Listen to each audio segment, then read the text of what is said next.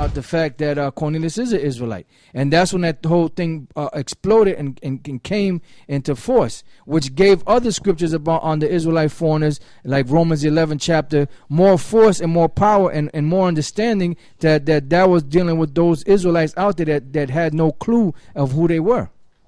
Yeah, and before that, to show that it was the Spirit that was brought out,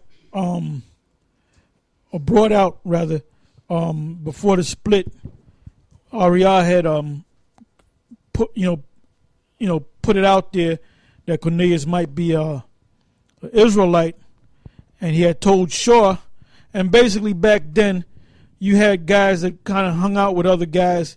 You had scripture guys that went into the scriptures, kind of hung out with each other when it came to the scriptures.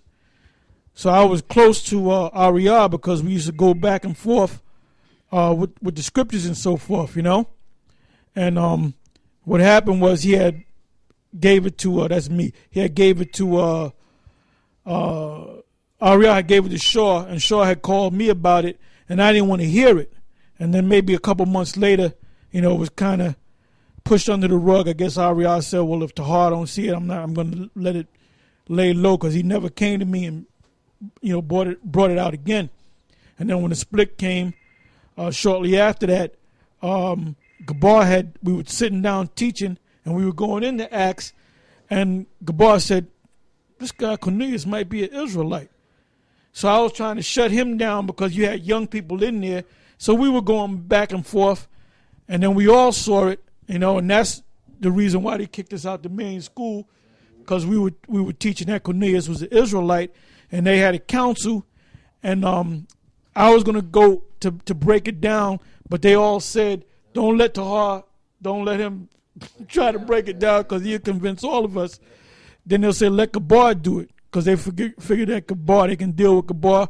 Hey, but Gabar convinced them, man.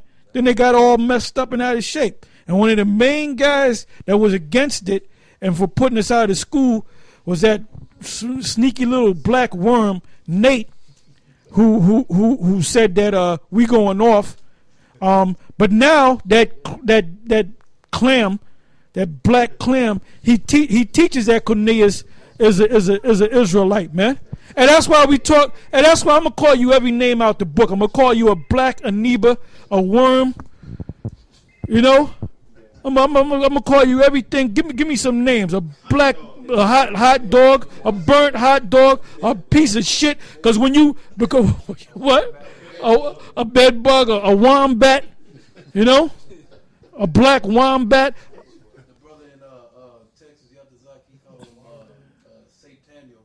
Sataniel. All right. You know what makes you so wicked is because you found it out, but you didn't say, well, back in the day there was a right. Exactly, man. Like he got it, man. But I don't know who had scripture. You had a scripture, okay. This is back up Elder Ramlab's point. This is 2 Corinthians chapter 3 verse 12. Seeing then that we have such hope, we use great plainness of speech, and not as Moses, which put a veil over his face, that the children of Israel could not steadfastly look to the end of that which is abolished. But their minds being blinded, for until this day remaineth the same veil untaken away. In the reading of the Old Testament, which veil is done away in Yahushua, but even unto this day, when Moses is read, the veil is upon their heart. Nevertheless, when it shall turn to the Lord, the veil shall be taken away. Now the Lord is that Spirit, and where the Spirit of the Lord is, there is liberty. So like what Elder Tahar said, when the Spirit of the Lord allowed them to see it, the veil was taken away. But that's not being taken away with you guys, Yep, that's right. That's right, because right now this is what Paul said in the book of Romans, the 13th chapter, and the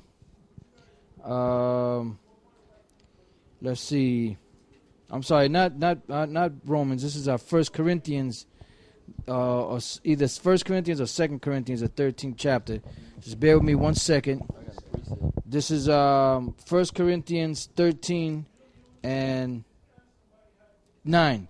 It says, "For we know in part, and we prophesy in part. But when that which is perfect is come, then that which is in part shall be done away. When I was a child, I spake as a child, I understood as a child, I thought as a child, But when I became a man, I put away childish things. For now we see through a glass darkly, but then face to face. Now I know in part, but then shall I know even as also I am known. So now we're at the time when Yahushua is about to make his second coming. So what's happening now is those things that 2,000 years ago were darkened, today they're being made light. Why? Because that day is steadily approaching. So the closer it comes to Yahushua coming back, the more revelations are going to be brought out, and the more mysteries are going to be revealed. Now, this right here is Hebrews, the 10th chapter, and the 25th verse. It says, not forsaking the assembling of ourselves together, as the manner of some is, but exhorting one another, and so much the more as you see the day approaching. Right. So as you see this day approaching, the mysteries are going to start being revealed more and more. And that's why all this information has been being brought out. Beginning back then, when we were when the split happened and we had the house of David. But then after that, especially when the Lord opened up things on YouTube, even from that point back in the late 90s until YouTube was open, many mysteries were being revealed. And then when YouTube opened up, even more mysteries were being revealed. So all kind of information was coming out. Yeah, let me say this. Even one guy, when we first came on YouTube, basically we gave those other guys wings because they were putting a little 5-minute, video up.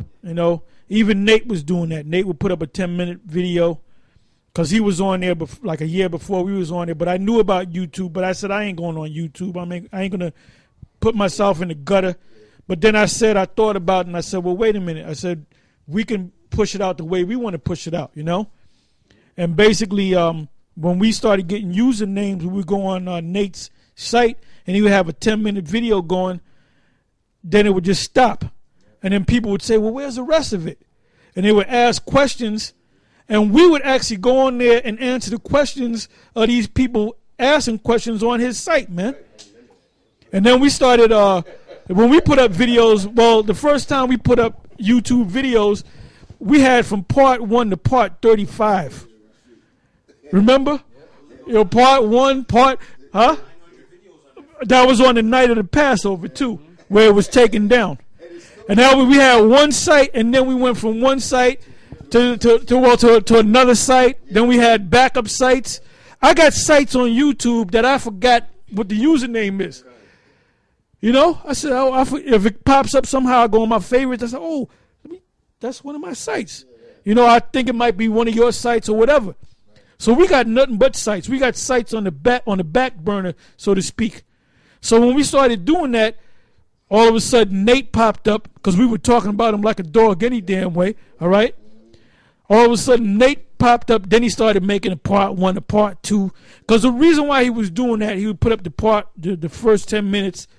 So you would go to his main site and buy the DVDs, how to break down the book of Daniel, the 7th chapter, for $25, how to break this down.